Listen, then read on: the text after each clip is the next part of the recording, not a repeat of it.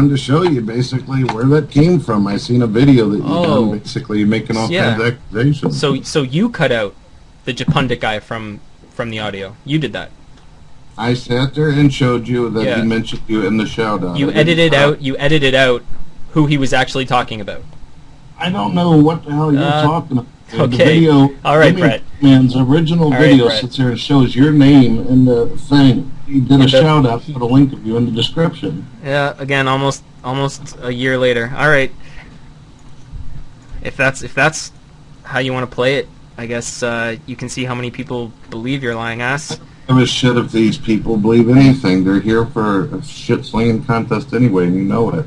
Yeah, and you're losing hard already. I've barely gotten into it. Hard at what? You're sitting here saying, "Oh, you made a comment to me. Oh, you said this." You also said that you tried to come into a room under a deceptive name and everything. I mean, so what? Yes, I did, and I'm showing that you're contradicting yourself. I'm also showing that you're being dishonest to everybody here by claiming that a video made almost a year later is where you got the name that you put in comments. So, okay, I don't see the relevancy. Can we move along? What else you got for me? Do you have a time machine, Brett? I wish. I bet you do. I bet you do. I'd travel back to the time of the dinosaurs and see what's going on. I'm sure you'd take back a lot of things if you had a time machine, Brett. Anything else for me? Are you there? Did you disconnect? No, I'm here. Okay. Okay, so I guess we can move on. I think we all know what was really going on there. So, maybe I'll just ask one more time. If you really believe that that was my name, why do you think it would be okay to put that in a comment? I really want to hear an explanation. What's wrong with sitting there just saying, "Hey, Ed, what's going on"?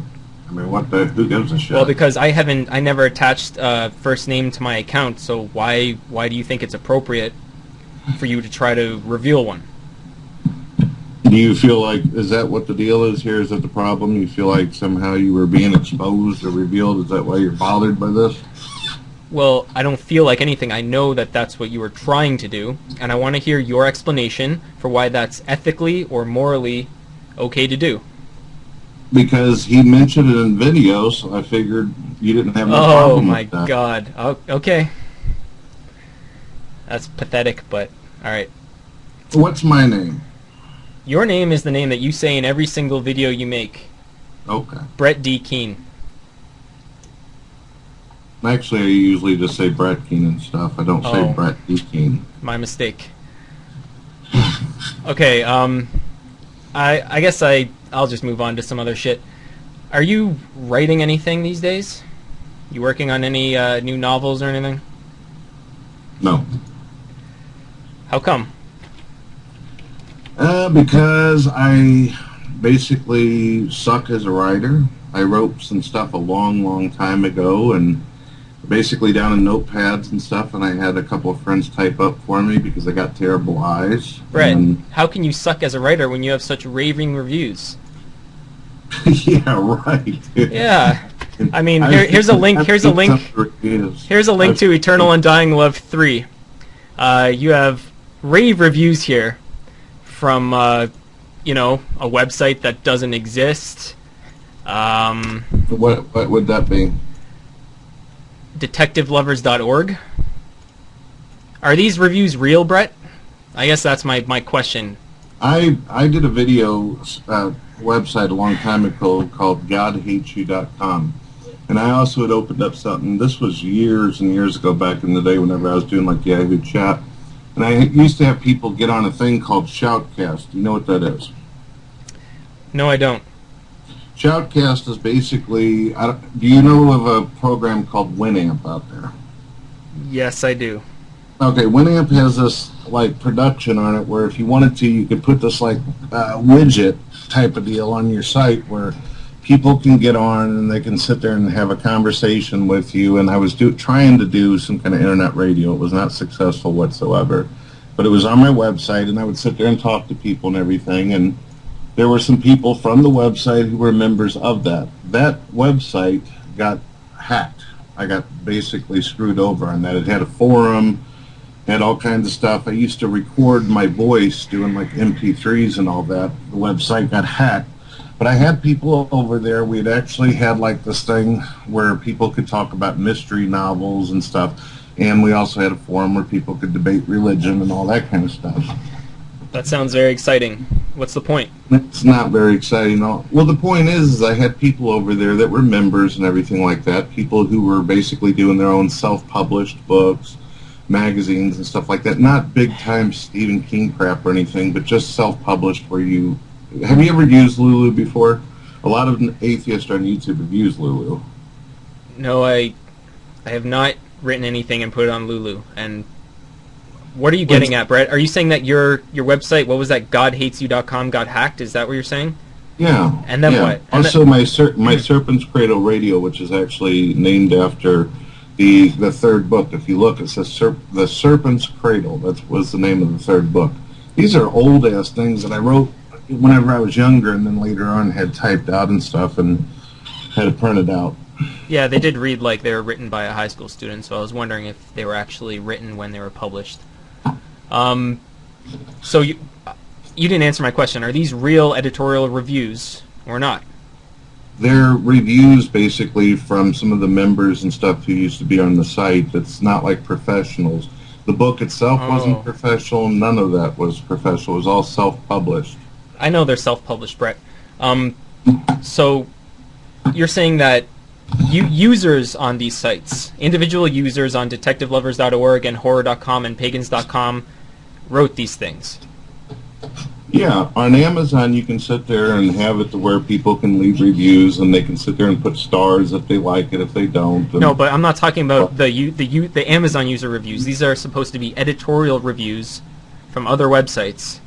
Not this is in the book info section. This is not the feedback section. This is not where people rate the book on Amazon. These are supposed to be editorial reviews from book reviewers. When basically what happens is whenever you want to use the thing like Lulu and stuff, Lulu.com, you go over there, you upload either like a WordPress, a notepad, it could be like just pretty much whatever kind of thing you can do text on. People leave their reviews over on Lulu as well as sit there and leave their, whatever. And then what happens is whenever Lulu decides to and they want to cross-post it to something like Barnes & Nobles or some kind of book company, that stuff transfers over to it. I mean, it's very clear and stuff that this is people who are sitting there just dropping reviews and everything. It's not professionals. Actually, these aren't experts or anything like that. I don't even know professional review people. So you're saying Amazon took this from Lulu? That's what you're saying? The information basically transfers over from that and everything, and then there's people also from Amazon who use Amazon Store. That's not these people. That's not these people. That's not detectivelovers.org. That's not horror.com or pagans.com. We're just members and stuff like that who did their own thing. It's not professionals. That's what I'm getting at. So who wrote in pagans.com? Who put reviews that basically probably either transferred over on Lulu or however. So you don't know, they're basically. Not professionals. This is like no big deal. It's just people who write their damn reviews and say what they think. Well, it's strange that the websites are being misrepresented then. I guess you don't know anything about that. Or so I had a lot of websites connected through me and stuff. I had a lot of like on my, if you look at my BrettKeane.com website right now, you will see that I have a friends page. I have pages that basically go off to all kinds of different directions and stuff like that, and whatever has to do with me on it. So that's how I got it on BrettKeane.com. I don't know how that's connected. Don't you have a website of your own? No, I don't, Brett. Haven't you ever had like a friends section or something where you're trying to basically promote people's websites, or you just put people's link of things that you think are interesting? So you're saying that these came from your website on Lulu? Or your personal website? The stuff just transferred over from Lulu. People leave reviews. They tell you if they think your book sucks, blows, goat balls, or if they like it or not. That's just it. Okay, well, then you may feel like contacting Amazon and letting them know that these actually qualify as false endorsements because you're misrepresenting the source, or someone's misrepresenting the source. and that's actually against the U.S. code. That's me to contact Amazon for like books years ago and tell them that